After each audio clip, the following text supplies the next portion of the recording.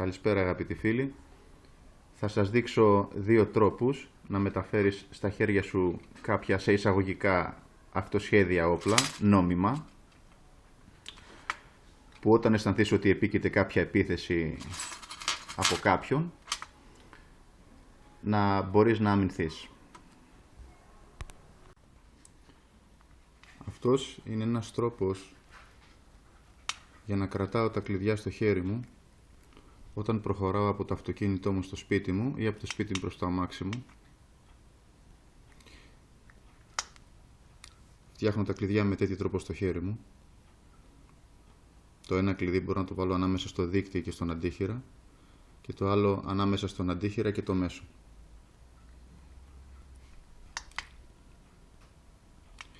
Με αυτό το κράτημα, αν γρατζουνίσω κάποιον στο πρόσωπο ή τον τρυπήσω, λογικά θα τον αποθαρρύνω να συνεχίσει την επίθεσή του. Ένας άλλος νόμιμος τρόπος είναι το λεγόμενο κούμποταν. Είναι αυτό εδώ το πλαστικό πραγματάκι που βλέπετε. Το συγκεκριμένο αλλάζουν και οι άκρες του.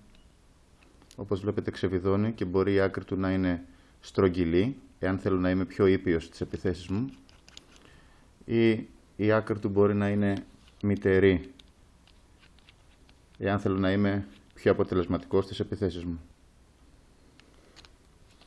Σας ξαναλέω πάλι ότι είναι ένα νόμιμο εργαλείο να το έχει κάποιος επάνω του όταν περπατάει από το σπίτι του προς το αυτοκίνητό του, στο δρόμο, και νομίζει ότι κάποιος μπορεί να το επιτεθεί. Μπορώ να το έχω έτοιμο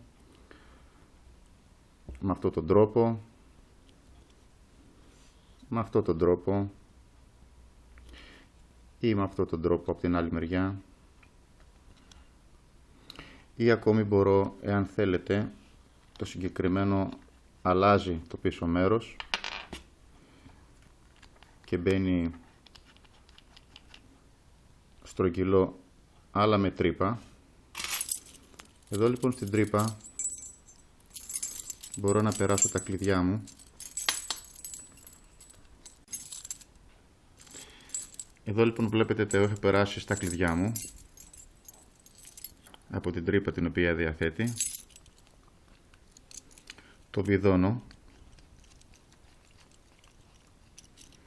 Και τώρα ένας τρίτος τρόπος για να κρατήσω το κούμποταν είναι ολόκληρο. Και το χτύπημα να γίνεται με ολόκληρα τα κλειδιά. Πάλι ένα τέτοιο χτύπημα στο πρόσωπο ή στα μάτια του επιτιθέμενου θα αποτρέψει την επίθεση εναντίον μου. Αυτό είναι.